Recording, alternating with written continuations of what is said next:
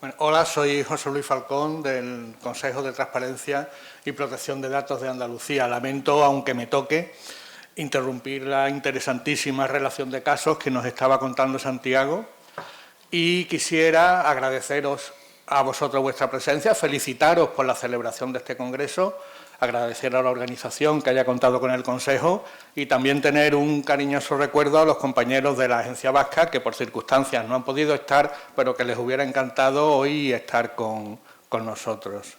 Bueno, voy a intentar pasar rápido una serie de reflexiones y daros una serie de datos en relación con la corta experiencia que el Consejo de Transparencia y Protección de Datos de Andalucía tiene en la asunción de competencias en materia de protección de datos. El Consejo de Transparencia y Protección de Datos de Andalucía se crea como autoridad independiente de control en materia de protección de datos y de transparencia por Ley 1/2014 de Transparencia Pública de Andalucía.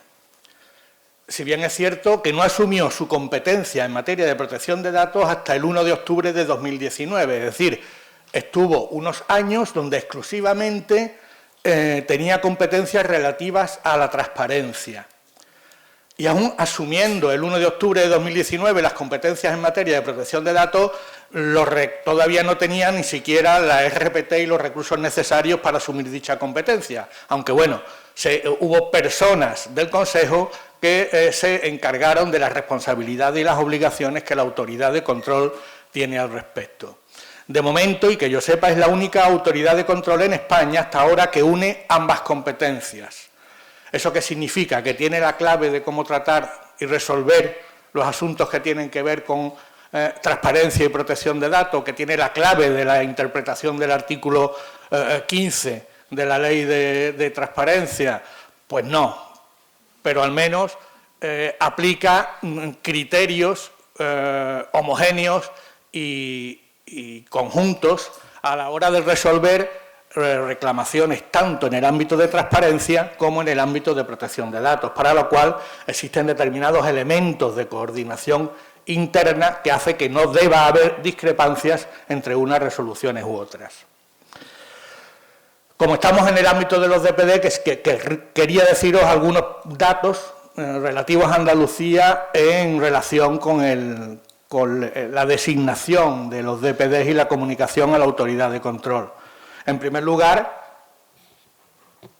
que existe todavía una carencia en la designación y comunicación a la autoridad de control. Nosotros decimos en la comunicación a la autoridad de control en lo que respecta a DPDs. Sobre todo en los municipios con menor número de habitantes, menores 5.000 habitantes, a partir de menos de 20.000 habitantes ya se nota, pero sobre todo en los más pequeños. Es muy importante si la correspondiente Diputación Provincial o bien ofrece los servicios de DPD o facilita su contratación. En esos casos se nota un incremento muy notable en el nombramiento o la designación de DPD en las respectivas provincias. El Consejo ha hecho distintas campañas que han incrementado el número de nombramientos. Hay provincias que tienen un 90 y tantos % muy alto de nombramientos, pero hay otras provincias que raspan el 50%. Y estas son precisamente aquellas en que las diputaciones provinciales no ofrecen o servicios de DPD o fomentan la contratación de esos servicios, sino simplemente, digamos, ofrece una asesoría genérica a las personas de los ayuntamientos. Ya empieza a haber, también en Andalucía, denuncias por falta de nombramiento de DPD. Es decir, la gente se empieza a dar cuenta de que el DPD es un contacto, una figura necesaria, y empieza a denunciar su carencia. Aún así,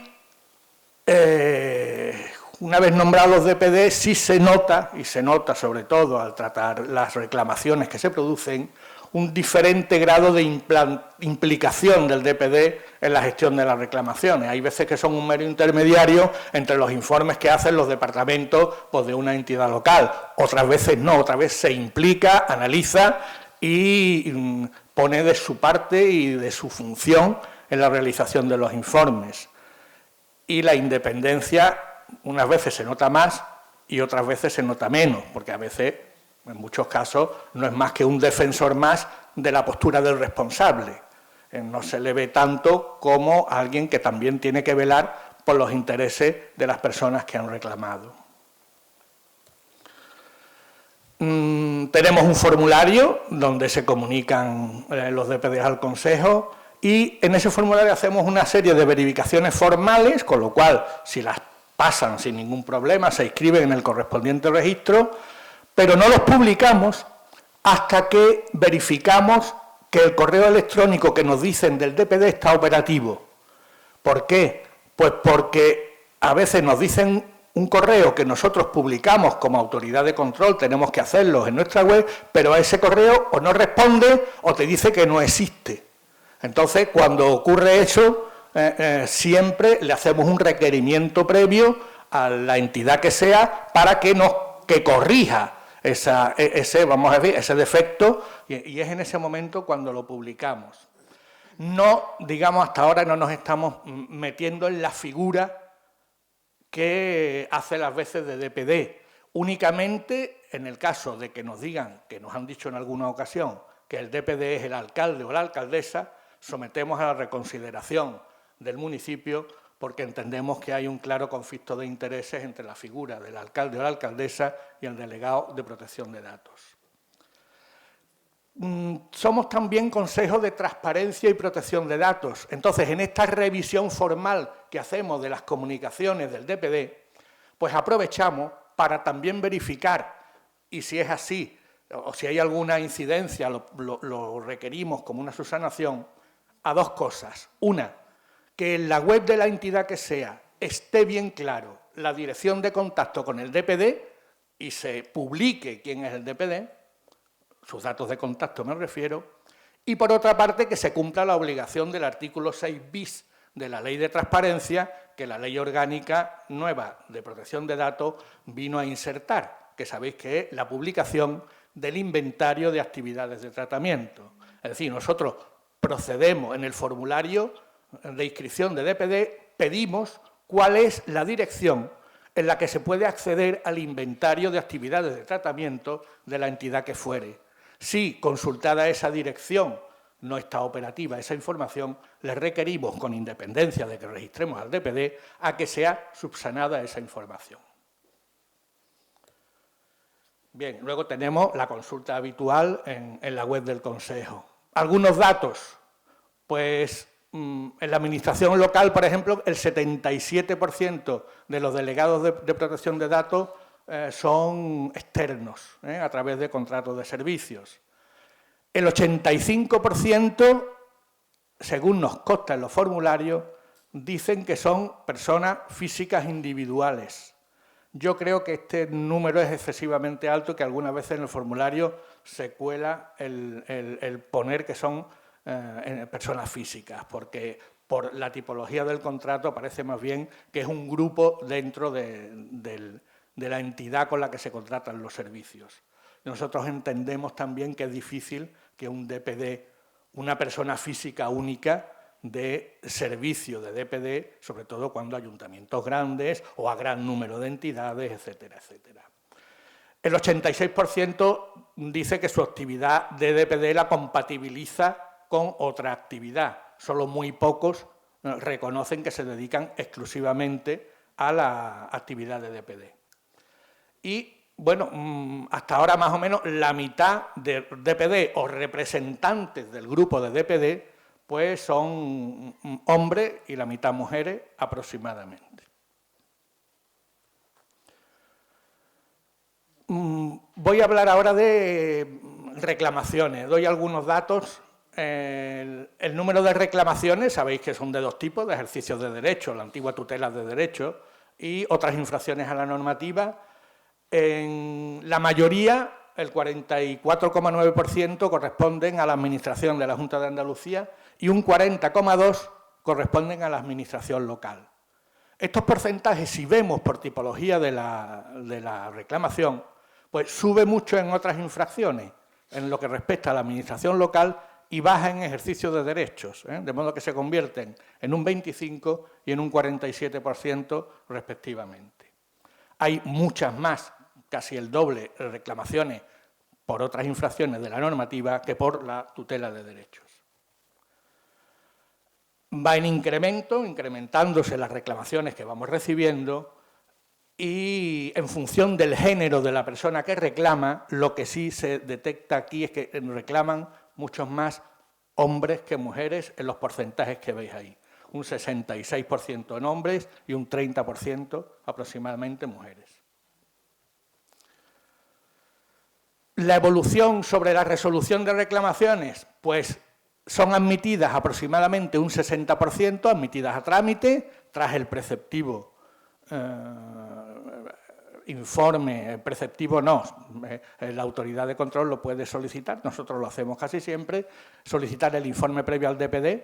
Entonces, gran parte de las que no se admiten son como consecuencia de que el DPD, en ese periodo que le otorga la normativa, ha podido solucionar el asunto de que iba la infracción.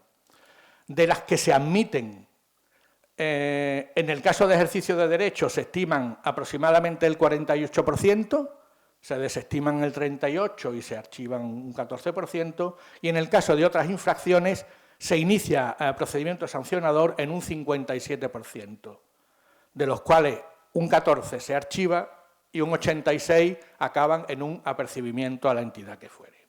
Bueno, algunos datos.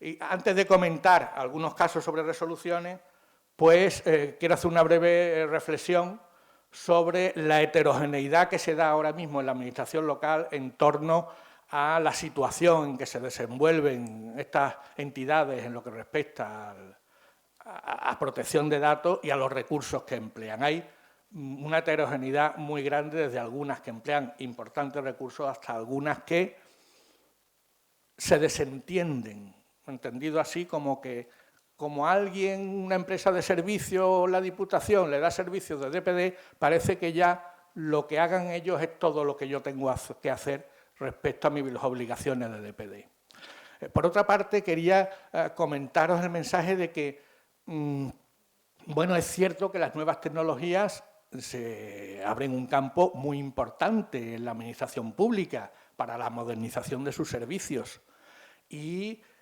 nos traen unos riesgos como consecuencia de la utilización que se puede hacer de dichas nuevas tecnologías.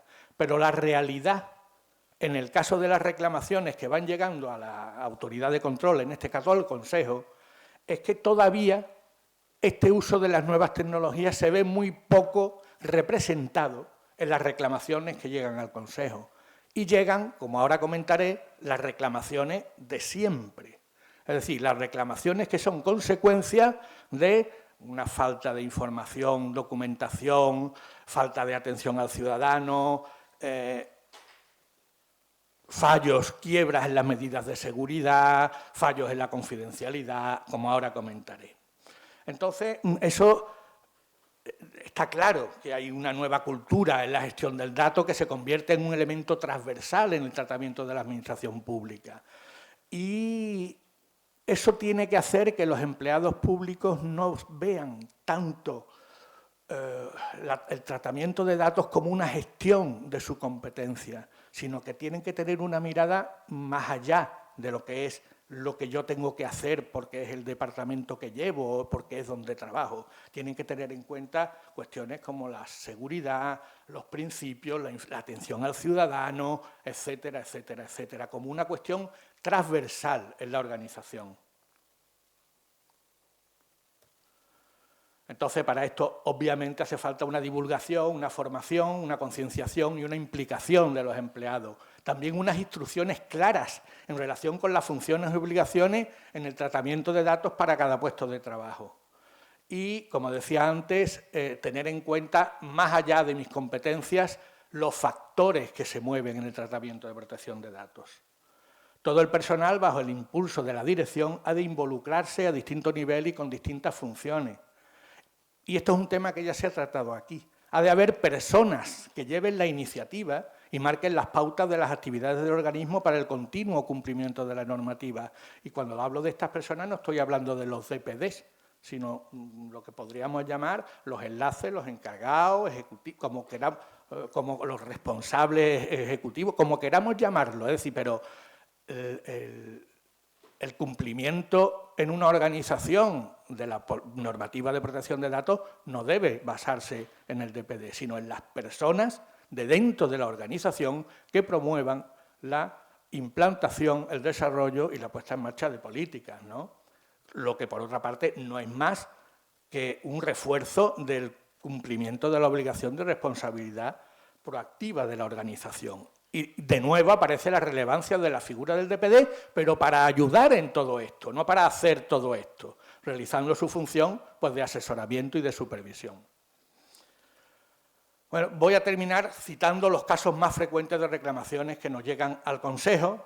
En principio, las infracciones más frecuentes pues, tendrán que ver con los principios, el de licitud, de transparencia, de minimización, de confidencialidad, menos con el de limitación de la finalidad, el plazo de conservación, la exactitud, integridad. El plazo de conservación creo que es un elemento importante porque, sobre todo, el nuevo reglamento nos lo impone como principio y tradicionalmente los plazos de conservación son aquellos que la ley determine, etcétera, etcétera. Y muchas veces nos viene dado por el tamaño de los armarios donde se guardaban los papeles, el plazo de conservación de las cosas. ¿Qué pasa? Que cada vez se guardan menos cosas en armario, más en ordenador, con lo cual parece casi infinito el plazo de conservación. Entonces, esto es un detalle importante que nos aporta el reglamento. Y sobre todo tienen que ver con la falta de medidas de seguridad, ya sea respecto de su existencia, de su implantación, de su comunicación o de su cumplimiento. Casos más frecuentes, pues divulgación inadecuada de datos, por ejemplo, en notificaciones, porque no se hacen con la debida confidencialidad, en notificaciones dentro del trabajo, porque se ponen todas las nóminas en una mesa para que la coja cada empleado y que a la vez puede ver la de los demás, o porque se deja una notificación en la mesa de la persona a la que se está haciendo, a la vista de todo el mundo. Una típica y muy frecuente a través de CSV, de los códigos seguros de verificación, porque cuando se facilita una información, un documento al cual se le ha ocultado algo, pues se ha olvidado de ocultar o el código o el código de barras asociado al mismo o el QR asociado al mismo, con lo cual es como si no hubiéramos ocultado nada. Y también es típico el caso de que un documento que afecta a muchas personas se firma en bloque, con lo cual cuando le llega a la persona, a través del código de verificación, puede ver todos los demás que le han llegado, puede ver los datos de todas las personas que se han firmado en bloque. Eso es también muy frecuente y que se agrava cuando alguno de ellos, cualquiera, eso pone y lo pone en la red, el código de verificación, cuando además ya estaría accesible a todo el mundo. La remisión de correos sin el uso de copia electrónica. En denuncias o en traslados de datos del denunciante que no resultan necesarios. La copia entera de la denuncia a veces se manda a los afectados por la misma para, normalmente, un trámite de audiencia o para que hagan alegaciones, pero se mantienen los datos del denunciante, que alguna vez puede ir alguno, pero solo cuando sea necesario y los datos que hagan falta. El acceso a expediente por parte de interesados. El hecho de que alguien sea interesado no significa que tenga acceso a todos los datos del expediente, sino a los que realmente tenga que tener acceso, por no hablar de que muchas veces se guardan en el expediente datos que no debían estar en él, porque los solicitantes, por ejemplo, añaden mucha información, pues como esto me van a conceder, voy a añadir el informe médico, el informe... y datos que a lo mejor con la simple certificación de lo que fuere no harían falta ni que estuvieran en los expedientes. Otro caso típico, en caso de solicitudes de información pública en el trámite de alegaciones, se trasladan, cuando en general no hace falta, los datos de la persona que solicita la información para que se haga el trámite de información pública. Entonces, aquí añado la importancia de la coordinación entre los delegados de protección de datos y las unidades de transparencia.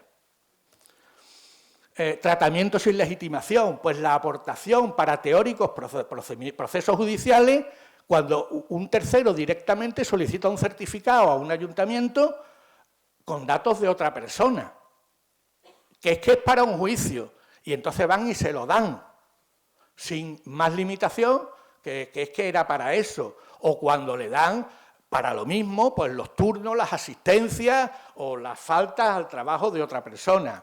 La filtración a medios de prensa de documentos oficiales de una entidad local, que muchas veces lo que demuestra es la inexistencia de conocimiento de protocolos, aparte de lo que es la quiebra de medidas de seguridad, cuando existan esas medidas de seguridad.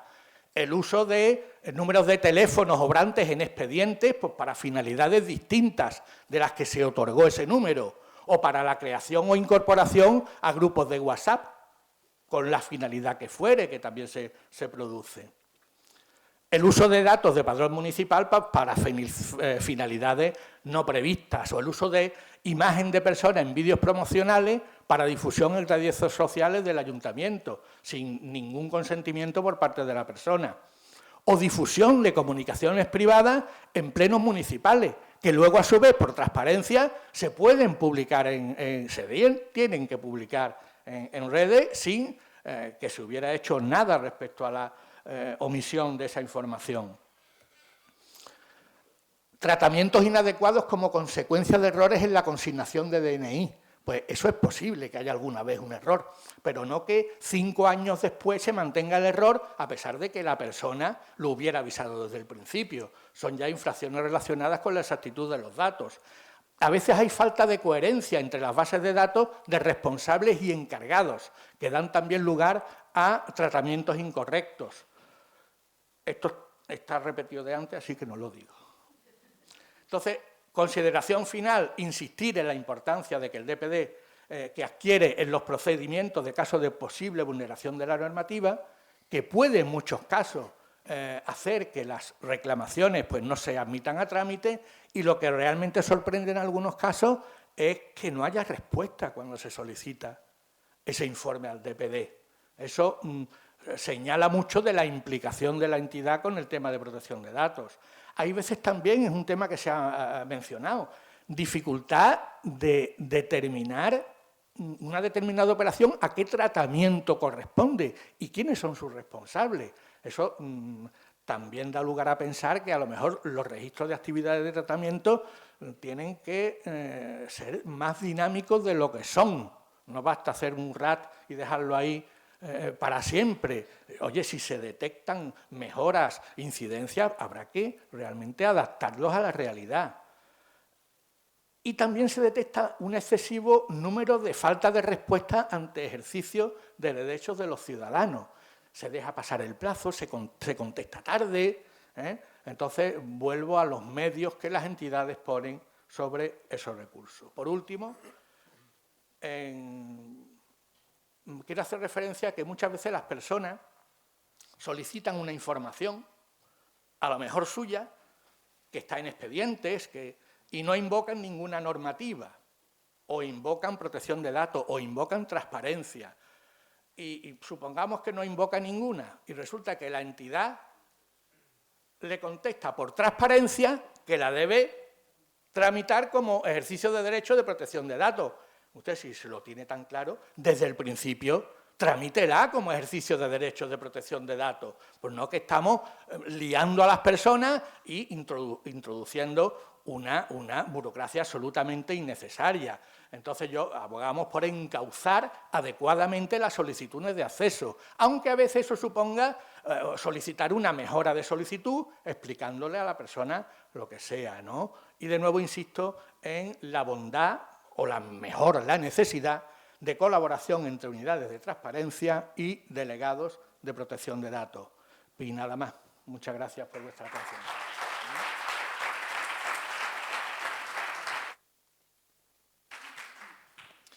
Bueno, con carácter previo, por si queréis hacer alguna pregunta, yo sí que quería lanzar algunas cuestiones para ver si además se genera debate sobre ellas, ¿no?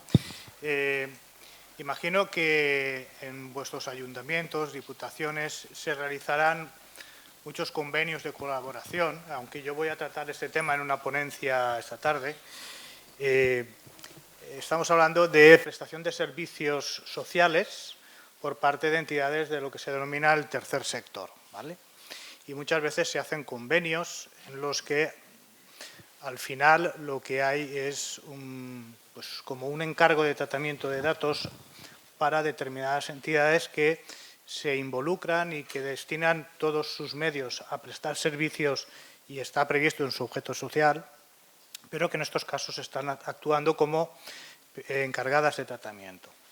El problema que se nos plantea es cómo acreditar la diligencia a la hora de seleccionar este tipo de entidades, porque estas entidades destinan casi todos los fondos a la prestación de servicios y muy poco a lo que es seguridad de la información, protección de datos. Entonces, en muchas ocasiones se nos plantea la enorme dificultad de cumplir con este principio marcado por el reglamento de diligencia en la selección del encargado. ¿Qué piensan los miembros de la mesa en relación a este tema? Es un tema, entiendo que es difícil de resolver, pero ¿qué pasa si hay un problema?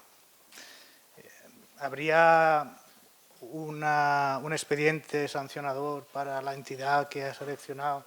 ¿Un expediente para la empresa que si ya dispone de pocos medios la acabas de hundir? No sé.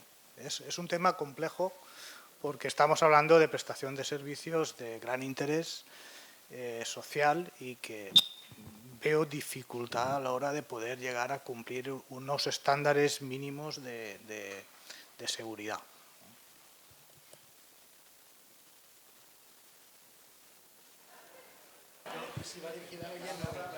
Yo voy en general para que... Empiezo yo.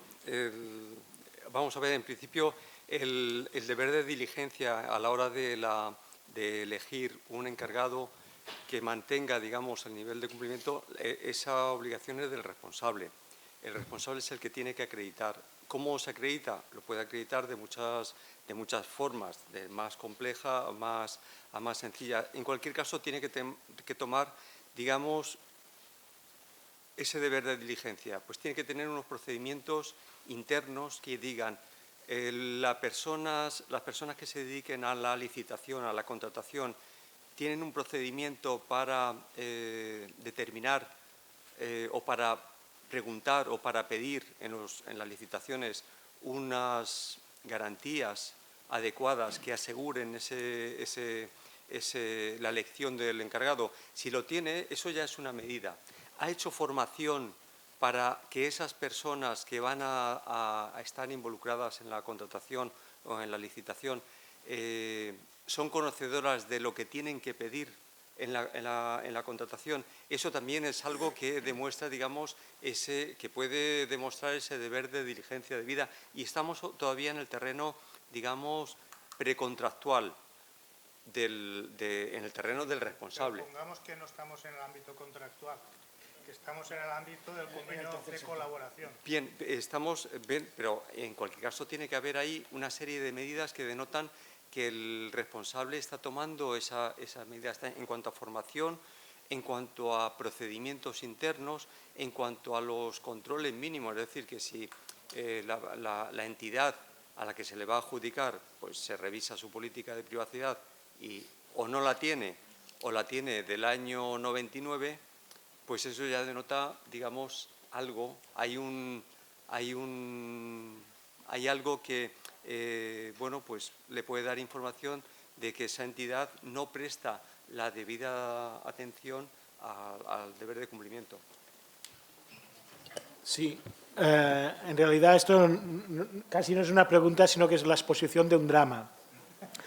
Porque creo que hace aproximadamente un año organizamos una jornada en la Autoridad Catalana con entidades del tercer sector y prácticamente acabamos llorando todos. Porque, claro, lo que te cuenta este tipo de entidades es: somos los que somos, hacemos lo que podemos y damos gracias a Dios de poder seguirlo haciendo. Sí, por eso llorábamos. Y había una parte de la solución, yo creo que en muchos casos la única un poco realista, algunas asociaciones de este tipo de entidades. Recuerdo que en esa jornada participó la Fundació per l'Esplai, sería la Fundación para el Ocio, que se agrupaba a entidades de estas que organizan actividades para niños, colonias, me sale la palabra en catalán, bueno, actividades para niños, especialmente de colectivos desfavorecidos. Y estas entidades adoptaban la iniciativa de vamos a ofrecer este servicio, vosotros no podéis tener un delegado de protección de datos, lo vamos a tener nosotros, llamarnos, os ayudaremos, tenemos un modelo de registro de actividades de tratamiento. Creo que es la solución, hay que buscarla muchas veces por arriba. En cualquier caso, prescindiendo de esta realidad tan cruda, yo creo que en el proceso de selección de una entidad con la que vamos a realizar un convenio, ahí tenemos una serie de instrumentos de fácil verificación que nos permitirán saber si estamos hablando con gente seria o no. ¿Tienen delegado de protección de datos? ¿Tienen un registro de actividades del tratamiento? ¿Me aportan un análisis de riesgos? Si me cumplen estas condiciones solamente, yo creo que tendremos un panorama ya bastante reconducible. Obviamente esto no significa que se hagan las cosas bien, no, pero significa que existe una conciencia y existe una preocupación por el tema. Otro añadido que yo creo que también sería útil, no ya para este caso, sino en general.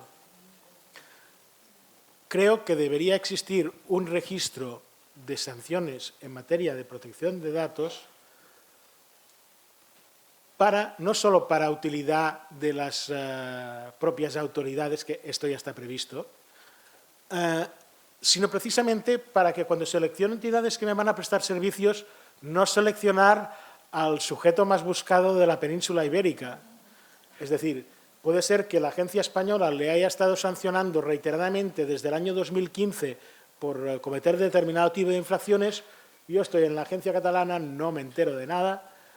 Bueno, la agencia catalana me refiero, estoy en Cataluña en el ámbito de la agencia catalana, no me entero de las sanciones que impone la agencia española y me encomiendo al Most Wanted. Creo, y aquí debería ser una medida legislativa la que lo preveyera, que esto también daría una pista importante a la hora de elegir a un encargado de tratamiento. Sí, yo, bueno, de acuerdo con lo que han dicho mis compañeros, por supuesto, entonces, pero además de los criterios de sentido común en lo que respecta a la selección y de que estas entidades, yo creo que la cultura de protección de datos hará que con el tiempo todas se empiecen a tener un paraguas que les garantice los mínimos en cuanto a su idoneidad o a garantía respecto del tratamiento de datos personales, pero creo que también tiene que ver mucho el escenario en que van a desarrollar sus tareas. No es lo mismo tener a una persona de una organización en las propias dependencias de quien lo está contratando que enviarle un ficheros de datos para que ellos los traten. Entonces, yo creo que aquí, porque creo que la pregunta también va un poco dirigida a cómo facilitar que se haga la cosa en el ámbito manteniendo las garantías de protección de datos. Entonces, en muchas ocasiones son, yo lo veo así, los medios del propio responsable los que en gran parte pueden garantizar ese cumplimiento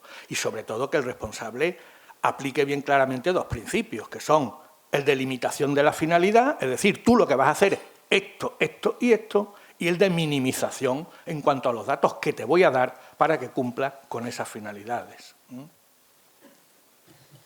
Sí, e incluso yo pienso que también, igual que en el ámbito de la transparencia se establecían posibilidades de fomentar, subvencionar a entidades del tercer sector para que cumplan con la transparencia cuando reciben subvenciones, en este caso podría hacerse algo similar también por parte de las administraciones de, bueno, yo te doy una subvención, pero parte vas a destinarla a regularizar un poco la situación de protección de datos y seguridad de la información. Sí que hay algunos ejemplos de algunas entidades, como comenta Santi, y hay otras que son del ámbito de Cataluña que tienen un premio de la Agencia Española del 2021. En el Cataluña, sí, que incluso pues hacen se trata de un trabajo, parece, de fin de grado o así. En colaboración con la Universidad y Pompeu Fabra o algo así también, Pompeu Fabra. Y bueno, en cierta manera pues hablan de los datos cifrados y en fin, ya se está trabajando un poquito. Igual hace falta que la Administración se implique un poco más. El tema está en que a veces la Administración no tiene muy en cuenta estas cosas de la protección de datos y no se implica en fomentar que estas entidades destinen parte de los recursos que reciben a garantizar la seguridad de la información.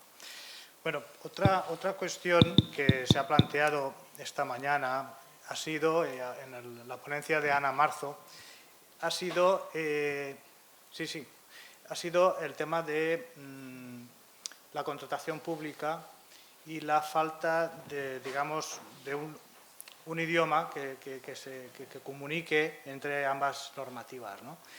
Y la ley de contratos habla de procedimientos en los que se exime de acreditar solvencia, procedimientos abiertos súper simplificados y, bueno, y si nos vamos a los contratos menores, pues nos hallamos en lo mismo, ¿no? Nosotros aquí mantenemos, en todo caso, que esa exención de solvencia por parte de la ley de contratos no afecta al tema de protección de datos y cuando hay un encargo de tratamiento se debe aplicar la normativa de protección de datos y se ha de exigir la solvencia que corresponda conforme a la normativa de protección de datos.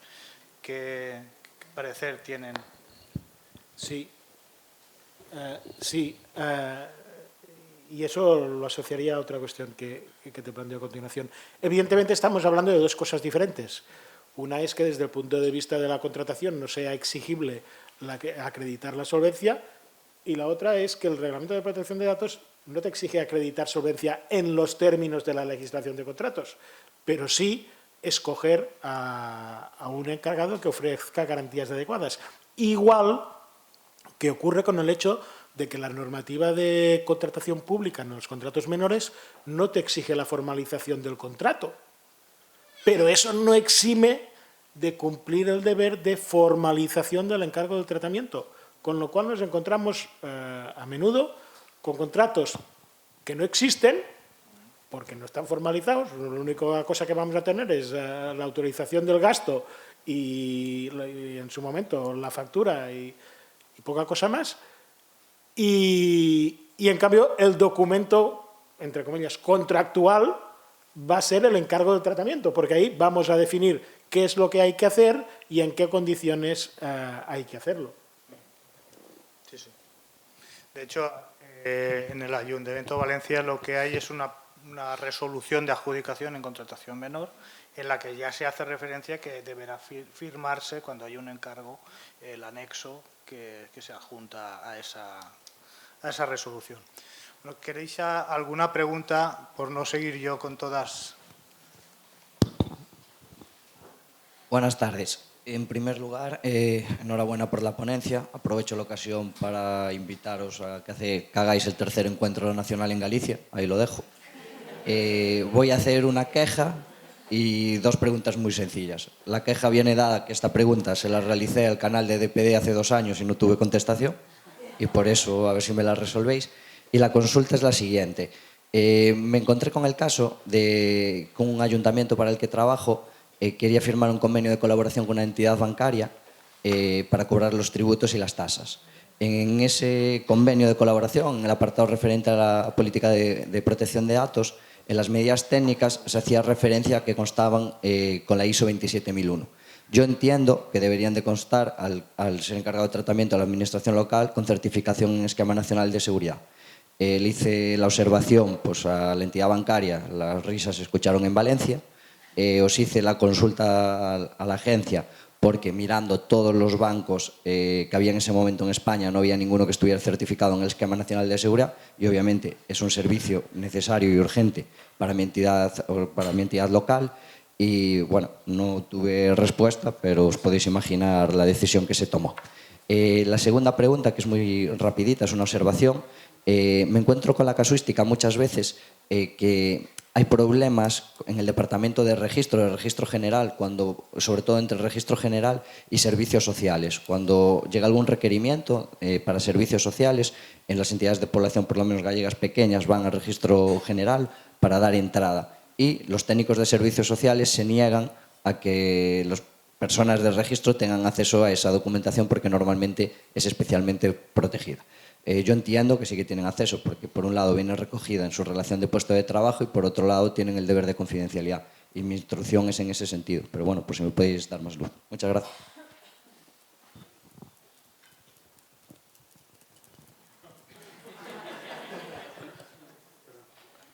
Ahora sí. Yo por la parte del canal del DPD, bueno, pedirte disculpas. Me extraña que no hayamos contestado algo, pero bueno, porque vamos, lo llevamos, como no puede ser de otra manera, lo llevamos muy controlado. Otra cosa es que se haya entendido que se haya pedido algún requerimiento o no estuviese, de la parte formal, no estuviese suficientemente acreditado. Pero bueno, pido disculpas y no sé si la quieres volver a hacer la comunicación, la consulta, acreditando que eres delegado de protección de datos, claro. Y teniendo en cuenta, digamos, la instrucción 2021 sobre los requisitos para hacer, que regulan, digamos, la función consultiva de la agencia, es decir, cómo se tiene que argumentar esa consulta para ver, digamos, el estudio previo que se ha realizado. Esa es lo que puedo decir respecto de esto. Sí, respecto a la primera de las cuestiones, ciertamente la redacción literal de la disposición adicional primera de la Ley Orgánica 3/2018 nos llevaría a exigir el cumplimiento con lo que establece el ENS. Cierto, pero no solo a las entidades bancarias, sino a cualquier otra entidad con la que tengamos establecido un contrato. Porque se refiere expresamente a entidades que presten un servicio a través de un contrato. Yo voy a entender que se está refiriendo a la gestión, contratos para la gestión de servicios públicos. Porque en caso contrario, cualquier tipo de servicio que contrate la Administración, tendríamos que exigir el ENS, y ya te avanzó, ni en el caso de tu ayuntamiento ni en los que yo conozco no se cumple. Bastante hay con que sea la propia entidad local la que esté certificada en el cumplimiento del ENS. En cuanto a la segunda pregunta, me ha parecido entender, el problema es que las personas que están en el registro puedan o no acceder al contenido de los documentos registrados. Bien, pero es que parte del contenido de los asientos de registro es un resumen, una descripción del objeto que se presenta a registro, con lo cual es que es inevitable. Esa persona forma parte del tratamiento de la información que se va a hacer en la administración de destino de ese escrito. Vaya, creo que no hay alternativa posible.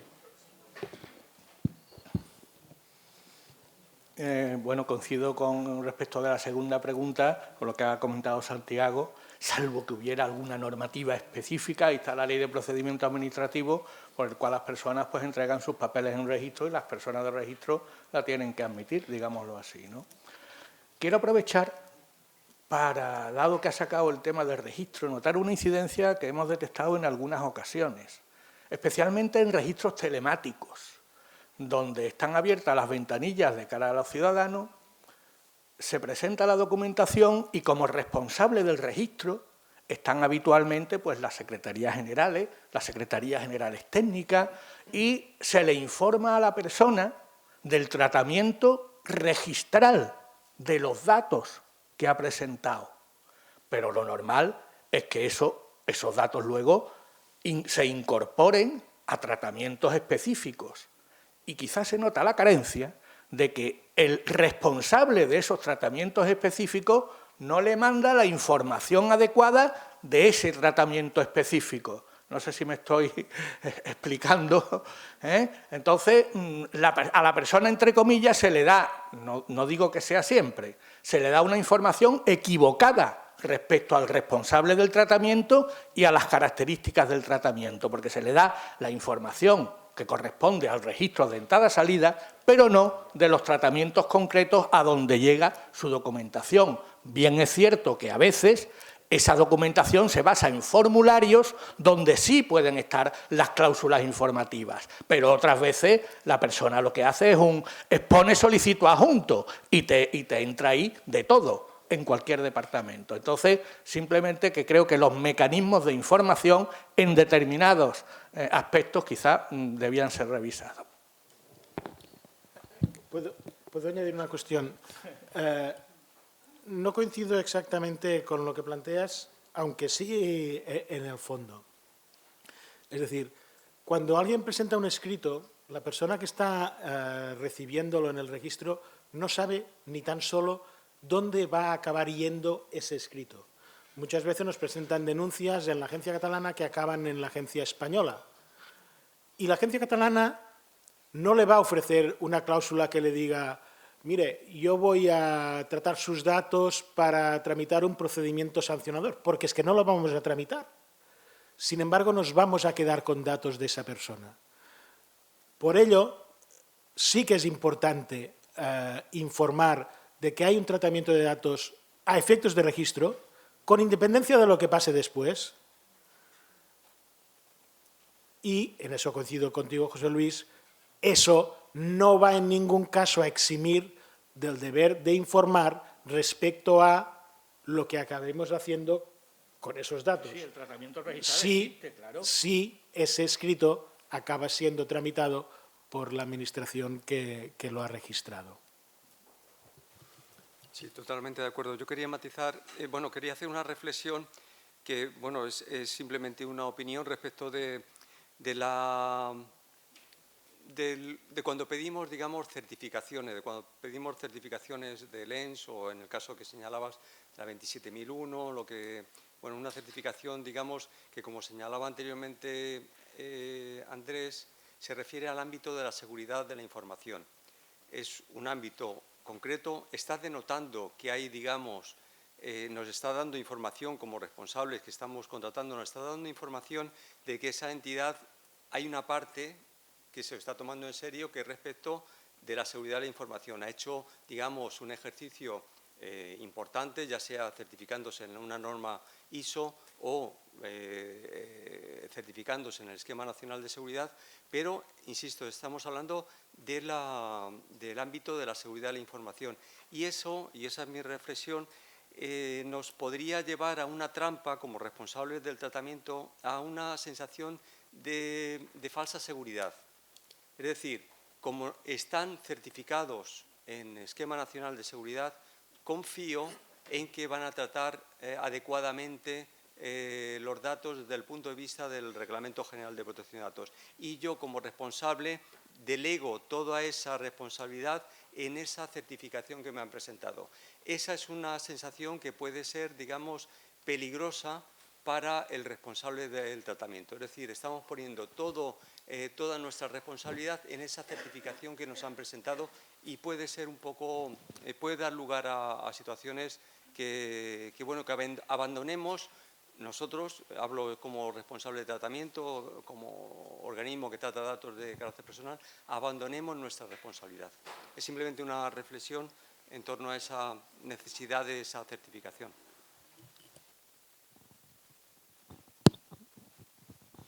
Hola, buenas tardes de nuevo. Soy de nuevo David Lluero, de Diputación de Córdoba. Antes de nada saludar, o dar las gracias a José Luis, a Santiago y a Manuel, y en especial a Jordi, porque este encuentro para mí es lo más didáctico para los DPDs que, por lo menos, donde yo he asistido en España. Y voy a ver si soy capaz de construir, porque se han ido hablando muchas cosas y tenía un par de ellas con una pregunta final, pero no sé si creo que sería interesante para los demás ver la postura que tenemos en Diputación sobre algunas cuestiones. Para empezar, el tema de certificación NS es sobre seguridad de información, efectivamente, y hasta hace relativamente poco no servía para entidades privadas. Perdón, no servía para entidades privadas, ¿de acuerdo? Por tanto, eso es nuevo. Anteriormente habría que observar quizás la norma 27001 ISO, pero realmente tampoco aplicaría. En nuestro caso, la política de seguridad que estamos ahora mismo reelaborando, lo que vamos a hacer es hacer partícipes a todas aquellas entidades que se relacionan. O sea, cuando tenemos un convenio, una colaboración, un contrato, lo hacemos partícipes en nuestra política de seguridad. De forma que, al menos, documentalmente, ellos pueden acudir, revisar, implementar, observar, cumplir, llamémoslo como queramos, esa política de seguridad. Es la forma en la que seleccionamos o podemos mantener la diligencia debida en la selección de un encargado de tratamiento. Por otro lado, también habíamos hablado del tema de los encargados de tratamiento y de los responsables. Conocemos, imagino todos, el dictamen del Grupo de Trabajo del artículo 29 sobre la figura de responsable y se ha comentado que la decisión, cuando hay decisiones que son gruesas, son decisiones importantes, pues que ya podemos entender que es responsable. Bueno, este grupo de trabajo ya nos dice que las decisiones gerenciales, organizacionales, no afectan a la elección del responsable. Es más, yo entiendo, y así lo hago en mi provincia, yo entiendo que la mera encomienda de gestión del ayuntamiento en el tema, por ejemplo, de la recaudación, es la decisión más importante de organización. O sea, yo te encargo a ti que me hagas esto y ahora tú ya, con tus 200 empleados, tu equipo informático, tus 12 sedes, tal, lleva a cabo la recaudación. Y luego la finalidad. La finalidad de la recaudación es el presupuesto, aplicamos presupuestariamente. Por tanto, yo tengo bastante claro que, como bien ha dicho Santiago, los organismos de recaudación son encargados, salvo de aquellos tratamientos que ellos crean y son responsables viviendo de distintos tratamientos. Por último, para no extenderme más, sí que quería preguntar, para mí la habilitación legal, el acceso por los miembros de la corporación a la información, solo da problemas cuando son los miembros de la oposición. Si es el equipo de gobierno, no da problemas. Entonces, cuando son los miembros de la oposición, sí que es cierto que a mí me pasa en Diputación, los concejales, los miembros de la Diputación, adquieren información y hacen oposición en sus ayuntamientos. Eso es lo más general. Incluso publican en Facebook. Tenemos una infracción reciente que el Consejo de Transparencia me notificó diciendo que había sido responsable un ayuntamiento de una infracción muy grave sobre el reglamento, pero que había expirado por unos días. Había caducado por unos días, entonces no se apercibía. La habilitación legal está, para entender, en los artículos 13 y 16, tanto el deber reforzado de confidencialidad como este acceso también más calificado de los miembros de la corporación para el control de la actividad de gobierno, y ahí aplicaríamos la minimización. Yo te voy a dar lo que necesitas para controlar la actividad de gobierno, nada más. Pero sí que es cierto que en esta infracción, en otras ocasiones, yo he percibido que, bueno, realmente a quien se amonesta, que es lo que se hace, a quien se apercibe, es el responsable de tratamiento, al ayuntamiento, cuando el que ha vulnerado su deber de confidencialidad y el que ha llevado una mala praxis es un concejal de la oposición. O sea, realmente no sé si, y esta es la única pregunta que iba a hacer, todas además eran apreciaciones, espero que me las perdonéis, si se prevé que haya algún tipo de responsabilidad por parte de los miembros de la corporación que vulneran el reglamento, más allá de que se amoneste, se aperciba al responsable del tratamiento. Gracias. Sí, yo hasta donde sé que no es mucho, pero sí tenemos ahí en ese espacio que he señalado anteriormente, si hay algún caso de un concejal que ha utilizado esa información y la ha divulgado a través de Facebook, se ha archivado la reclamación contra el ayuntamiento y se abrió en su momento, estamos hablando del 2020, 2021, se abrió contra el concejal ya como responsable de ese tratamiento que había realizado en una red social, que había divulgado algún dato que había obtenido en relación con una reclamación o algo que había tenido acceso a él en el ejercicio de sus funciones. Con lo cual, que yo sepa, sí es posible, digamos, esa separación de responsabilidades. Sobre esta cuestión, dos apuntes breves. Primero, no ocurre solo con concejales de la oposición. Si tienes experiencia en equipos de gobierno multipartito, seguro que entiendes de qué hablo. Y segundo, no solo es responsable del tratamiento la corporación, el ayuntamiento, los grupos políticos también son responsables de la información que tratan. El artículo 77 de la Ley Orgánica 3/2018, en la Autoridad Catalana ya hace muchos años que lo veníamos diciendo, Pero digo, el artículo 77 reconoce expresamente la posibilidad de que un grupo político, un grupo municipal, pueda ser sancionado por un tratamiento de la información que no se adecue a alguno de los principios de la normativa. Yo no recuerdo ahora mismo el caso concreto, lo que a nosotros sí se nos ha dado es un caso de Dr. Jekyll y Mr. Hyde, que le llamamos nosotros, porque un concejal tiene acceso, el grupo político, a una cierta información y ahora ese concejal se la dice a sí mismo y como grupo político, como partido político, la publica en una red social. Entonces, en este caso, digamos, me parece recordar que se hace el correspondiente apercibimiento al grupo municipal y se traslada la parte del partido político a la agencia, que aunque la persona fuera la misma. Bueno, vamos muy justos de tiempo en... Soy el último. Haré una observación para que no sea pregunta, porque si todo el mundo contesta, al final no acabamos nunca y me matáis, entre todos. Y por ligar las dos cosas, el Esquema Nacional de Seguridad desde hace tiempo ya es obligatorio para todo el mundo que presta un servicio para la administración pública, porque si no... ¿No? ¿Se me oye? Ahora. Perdón. Digo que, como reflexión a uno de los últimos puntos tocados, el Esquema Nacional de Seguridad ya era obligatorio un prestador de servicio que da un servicio a una administración pública. Yo creo que se tiene que exigir, porque si no estaríamos en la falacia de decir tengo que tener un portal de transparencia o una gestión tributaria, tengo que cumplir con el ENS, pero si el subcontrato no. Pues que los subcontratas tienen que cumplir el ENS exactamente igual, además de todos los principios de protección de datos. Digo esto con el segundo punto, que es el que quería comentar, solo como observación, y creo que la pregunta sobre los convenios era muy oportuna, pero nos hemos ido a las al sector terciario, a los servicios.